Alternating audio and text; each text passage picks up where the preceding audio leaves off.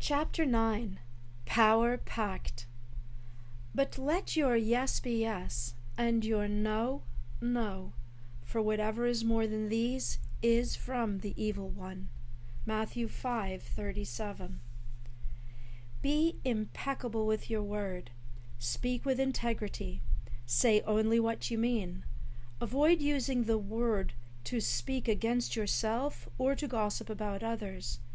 Use the power of your word in the direction of truth and love. Don Miguel Ruiz, The Four Agreements. In his best-selling book, The Four Agreements, Don Miguel Ruiz identifies being impeccable with your word as the first and most important of the four agreements he suggests to make in order to have a great life. Being impeccable with your word is of utmost importance and will absolutely be required to realize your full potential in living your finished life. Word is so important that God chose the Word as one of the names for Jesus. Let us examine the following passages from the Gospel of John, chapter 1. In the beginning was the Word, and the Word was with God, and the Word was God. He was in the beginning with God. All things were made through him, and without him nothing was made that was made.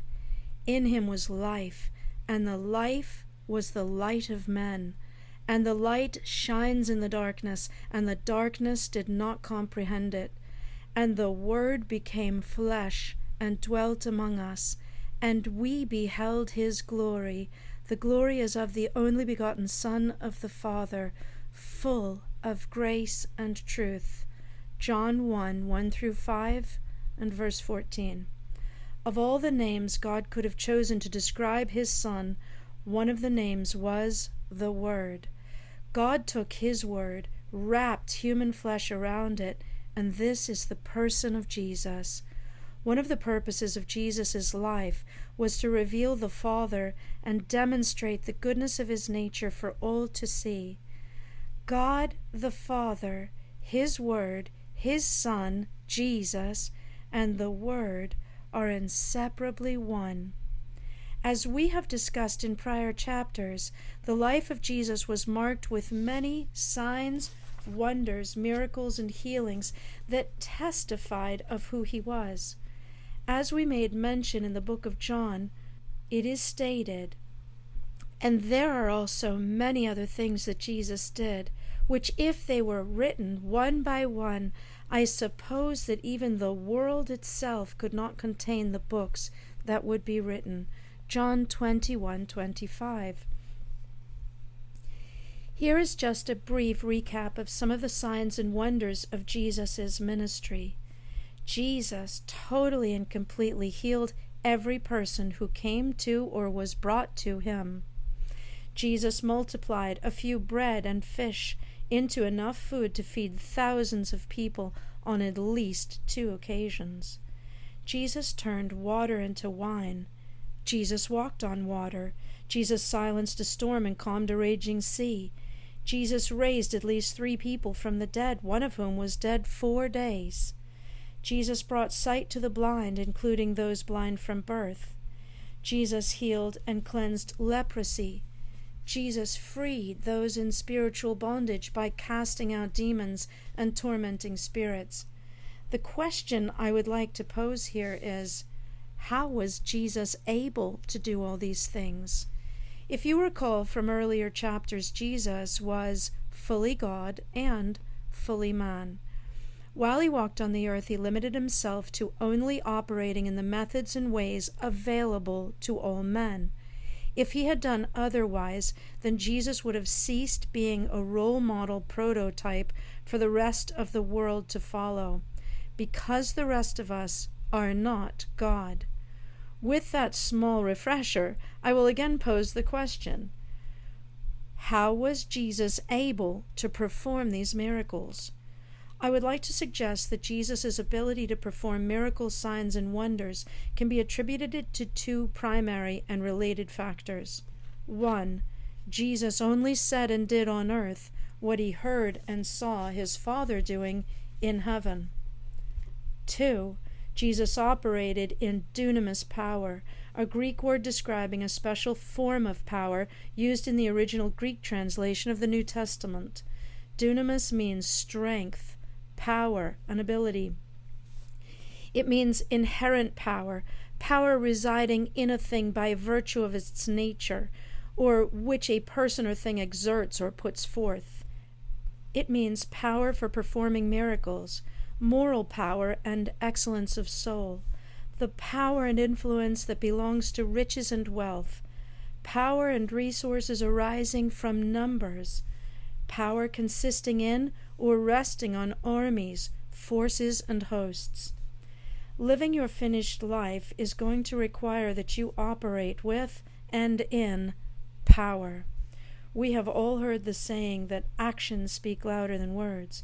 It's easy to talk about having an incredible life, having a massive positive impact.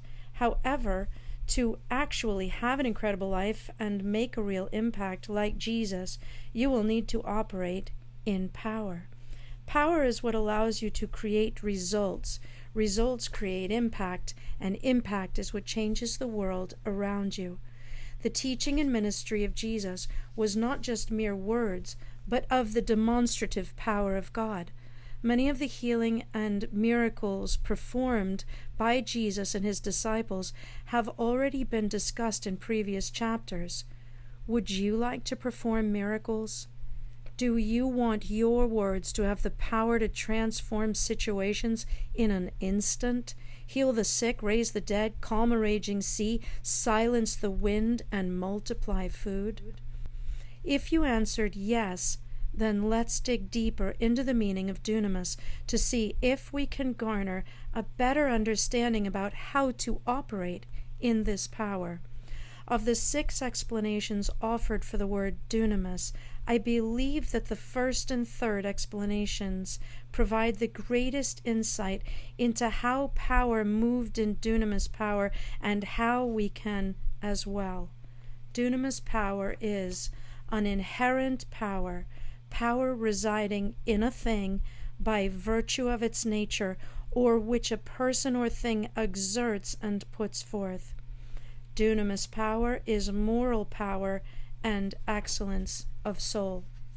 The first explanation makes us aware that dunamis is a form of power that is inherent to something by its nature, virtue, or characteristic. It is internal, but it is able to be demonstrated externally and affect the surroundings. The second explanation takes us deeper into the understanding that dunamis is a form of power that is rooted in moral power, which comes from an excellence in soul. When you put these explanations together, we see that dunamis power is established in a person's character and increases through moral excellence or righteousness and the development of the soul. Did you know that your soul needed to be developed? More on that later. Before getting into a discussion of how you can increase in dunamis power, let's look on the importance of power in the life and ministry of Jesus. Below are just a few excerpts from the gospel records where dunamis power was present. And the angel answered and said unto her, The Holy Spirit will come upon you, and the power of the Highest will overshadow you. Therefore also that Holy One who is to be born will be called the Son of God. Luke 1:35. It was the dunamis power of God moving through the Holy Spirit that overshadowed Mary to conceive Jesus in Mary's womb. From this passage of Scripture, we learn that the dunamis has the creative power to give, create, and begin life. As we have discussed in prior chapters, immediately after being baptized by John in the Jordan, Jesus underwent 40 days of testing and temptation in the wilderness. At the end of that time of testing, Luke states, Then Jesus returned in the power of the Spirit to Galilee, and news of him went throughout all the surrounding region. Luke 4:14. From this passage, we learn that Jesus underwent a process and passed a series of tests in that wilderness experience that allowed him to move from that point forward in dunamis power. It is often during the times of intense pressure and testing that your character and moral integrity is forged.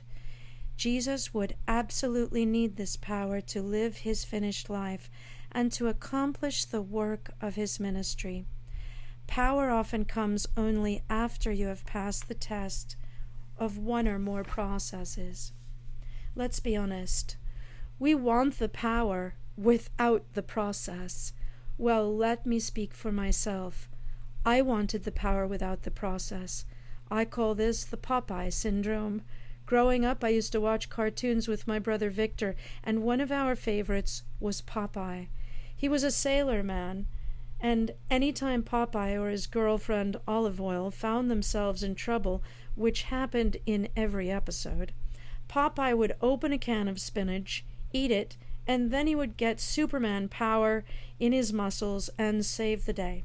This was Popeye's power formula for success. Wouldn't that be great? Anytime we needed power, we could just eat something, pop a pill, or maybe rub a rabbit's foot.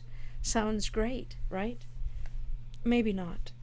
I can honestly tell you that prior to undergoing my process, I wanted the Popeye effect, a silver bullet, the magic pill, the can of spinach, just so I could get what I wanted as fast as possible. However, now that I have come through a season of intense testing, I wouldn't want it any other way. Don't get me wrong, my process was not fun. In fact, it was awful. The process was more painful than I could have imagined, further reaching than I thought possible, and longer than I would have ever wanted. I believe that it was in my most recent process that my character and soul were being prepared and developed so that I could begin to operate in the power I needed to live out my finished life. And the whole multitude sought to touch him, for power went out from him and healed them all. Luke 6:19. And Jesus, immediately knowing in himself that power had gone out of him, turned around in the crowd and said, "Who touched my clothes?" Mark 5:30. The two passages above make us aware of the widespread fame of the power that Jesus had. People flocked to Jesus because they were healed simply by touching him. How much power must a person possess that by just touching them, you are physically healed and set free from emotional or spiritual torment? Jesus' character and soul were tested and proven trustworthy to receive the fullness of God's dunamis power. Jesus operated in high levels of trust with God his Father and sought to develop trust among those he would soon ask to carry on the work of the kingdom after he was gone. If you are going to live out your finished life, it is imperative that you become trustworthy and establish trust with those in your inner circle, your core team, and beyond. Trust to a leader is like oxygen to the body. It is impossible to live without trust. Where there is no trust or limited trust, a leader's ability and influence will be greatly curtailed. In the book, The Speed of Trust by Stephen M. Covey, the author does a great job of demonstrating how trust is much more than a touchy-feely emotion. It is a highly important economic leadership indicator that translates into the ability to get results. The author suggests that trust is made up of two components that absolutely must both be present at the same time. Covey represents trust as a mathematical equation. Trust equals competence plus character.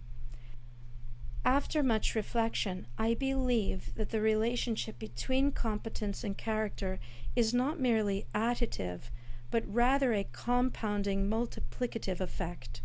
Therefore, I would like to build on the definition and formula offered by Covey and offer the following revised trust equation. Trust equals competence times character. Therefore, if you recognize the importance of growing in the area of trust, then you don't need to have a degree in math to figure out that the two things to work on are competence and character. For purposes of this conversation, let's use the word competence to describe the knowledge of information, practices, and principles that are needed to know to be seen as having a high level of skill in an area of focus. While competence deals with what you know, character deals with how and what you actually do with what you know. This, my friends, is where the rubber hits the road. In my own journey, it has been in the area of character where I have had the most work to do. I find it much easier to learn concepts, ideas, and accumulate knowledge that causes me to be seen as a competent authority in a given field. Competence can be gained by reading books, attending workshops, asking questions of others, all that leads to increasing head knowledge. The challenge, however, is that reading a book on how to be a great spouse doesn't make you that person. Reading a book on how to make millions of dollars investing doesn't qualify you to be a great investor. Character deals with what and how we do what we say we know. While character is a fairly broad concept for the sake of this discussion, I would like to focus attention on the role of integrity as a measure of character. Integrity can be defined as the process of being whole. This chapter opened with a quote from Don Miguel Ruiz regarding the importance of being impeccable with your word. Being impeccable with your word and remaining in integrity with your word means that you say only what you mean and you do what you say, and not just when you feel like it, but all of the time. Jesus was impeccable with his word. He said only what he meant, and he did everything he said he would do. Always, every time, without exception. Every time you follow through and do what you say you are going to do, you strengthen your character, and your word increases in power. As Jesus grew in wisdom and stature and increased in favor with God and man, Luke 2:52, from childhood through adolescence and into adulthood, every instance of Jesus keeping his word continued compounding the power of his word to the point where every natural and spiritual force would come to be subject to the authority and power of his word. Below are just a few examples of the power of Jesus' word and its ability to impact the situations and circumstances of his surroundings. On the same day, when evening had come, he said to them, "Let us cross over to the other side." Now when they had left the multitude, they took him along in a boat as he was. And other little boats were also with him, and a great windstorm arose, and the waves beat into the boat so that it was already filling. But he was in the stern, asleep on a pillow. And they awoke him and said to him, "Teacher, do you not care that we are perishing?" Then he arose and rebuked the wind and said to the sea, "Peace, be still." And the wind ceased, and there was a great calm. But he said to them, "Why are you so fearful? How is it that you have no faith?" And they feared exceedingly and said to one another, "Who can this be that even the wind and the sea obey him?" Mark 4:35 through 41. Now the next day, when they had come out from Bethany, he was hungry, and seeing from afar a fig tree having leaves, he went to see if perhaps he would find something on it. When he came to it, he found nothing but leaves, for it was not the season for figs.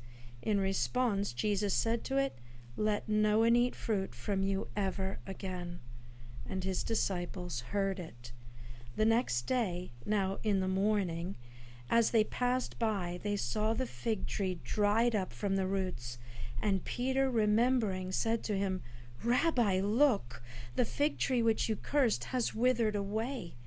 So Jesus answered and said to them, "Have faith in God, for assuredly I say to you, whoever says to this mountain, 'Be removed and be cast into the sea,' and does not doubt in his heart, but believes that those things he says will be done, he will have whatever he says. Therefore I say to you, whatever things you ask when you pray, believe that you have received them, and you will have them." Mark 11:12-14 and 20-24. When he had come down from the mountain, great multitudes followed him, and behold, a leper came and worshipped him, saying, "Lord, if you are willing, you can make me clean." Then Jesus put out his hand and touched him, saying, "I am willing, be cleansed." Immediately his leprosy was cleansed, and Jesus said to him, "See that you tell no one, but go your way, show yourself to the priest, and offer the gift that Moses commanded as a testimony to them." Matthew 8:1-4. Then they sailed to the country of Gadarenes, which is opposite Galilee. And when he stepped out on the land, there met him a certain man from the city who had demons for a long time, and he wore no clothes, nor did he live in a house, but in the tombs. When he saw Jesus, he cried out, fell down before him, and with a loud voice said, "What have I to do with you, Jesus, Son of the Most High God? I beg you, do not torment me." For he had commanded the unclean spirit to come out of the man. For it had often seized him, and he was kept under guard, bound with chains and shackles, and he broke the bonds and was driven out by demons into the wilderness. Jesus asked him, "What is your name?" And he said, "Legion," because many demons had entered him, and they begged him that he would not command them to go out into the abyss. Now a herd of many swine was feeding there on the mountain, so they begged him that he would permit them to enter them, and he permitted them. Then the demons went out of the man and entered the swine, and the herd ran violently down the steep place and into the lake and drowned. Luke 8:26-33. Now as Jesus passed by, he saw a man who was blind from birth, and his disciples asked him, saying, "Rabbi, who sinned, this man or his parents, that he was born blind?" Jesus answered, "Neither this man nor his parents sinned, but that the works of God should be revealed in him. I must work the works of him who sent me while it is day. The night is coming when no one can work. As long as I am in the world, I am the light of the world." When he had said these things, he spat on the ground and made clay with the saliva. And he anointed the eyes of the blind man with the clay, and he said to him, "Go wash in the pool of Siloam," which is translated sent. So he went, washed, and came back seeing. John 9:1-7. Then Jesus, again groaning in himself, came to the tomb. It was a cave, and a stone lay against it. Jesus said, "Take away the stone." Martha, the sister of him who was dead, said to him, "Lord, by this time there is a stench, for he has been dead 4 days." Jesus said to her, "Did I not say to you that if you would believe, you would see the glory of God?" Then they took away the stone from the place where the dead man was lying, And Jesus lifted up his eyes and said, Father, I thank you that you have heard me, and I know that you always hear me. But because of the people who are standing by, I said this, that they may believe that you sent me. Now when he had said these things, he cried with a loud voice, Lazarus, come forth! And he who had died came out bound hand and foot with grave clothes, and his face was wrapped with a cloth. Jesus said to them, Loose him, and let him go. John 11:38 through 44. It is your character that determines the capacity and consistency of how much of God's dunamis power will be demonstrated in your life. If you are not satisfied with the level of dunamis power in your life, I encourage you to choose to build your character. Make the decision today to become more. The greatest leaders in all of history, past and present, at one point or other, made this same decision. We are not born with great character. It is developed or damaged, one decision at a time. Small beginnings. As you take this on, do not be discouraged if it appears that you have lots of work to do in the area of character. It just takes making a decision and being willing to start with what you have and where you are. It might appear that you don't have enough, that where you are and where you want to be are too far apart. However, I encourage you to trust in the process and trust in knowing that you have enough to begin the journey to your finished life.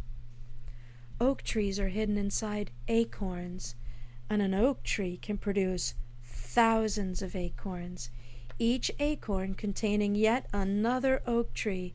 Therefore, an entire forest is hidden on the inside of each and every acorn. Do not despise the day of small beginnings, for if God can populate a forest out of a single acorn, he can surely meet you where you are and multiply whatever you have to offer.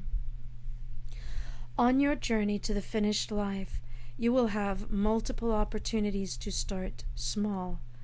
I try to avoid using the words like always and never. So if you are going to be part of building something that has significant impact, more than likely it will start small. Remember the prior chapters on stewardship and preparation, as this principle of big things start as small things ties in with both these kingdom principles.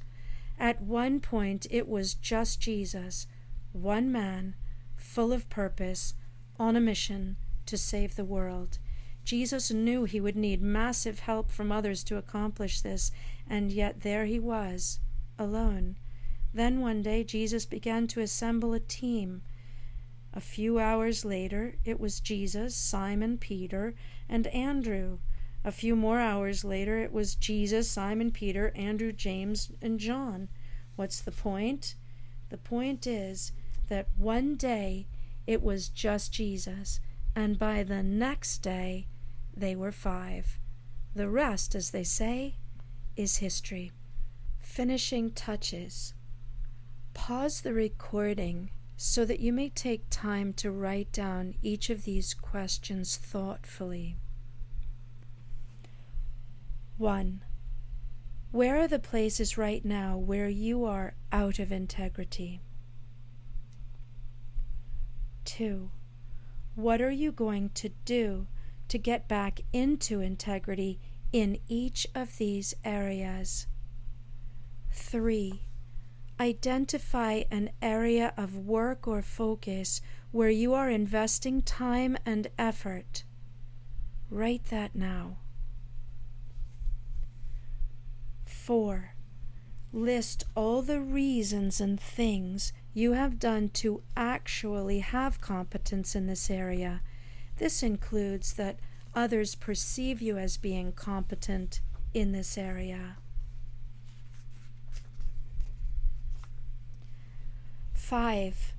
List all of the things that are required of you in this area to demonstrate high character. And finally, 6. Assess any gaps that might exist in the area of competency. What don't you yet know that you must know to be effective in your area of interest? How are you going to get it?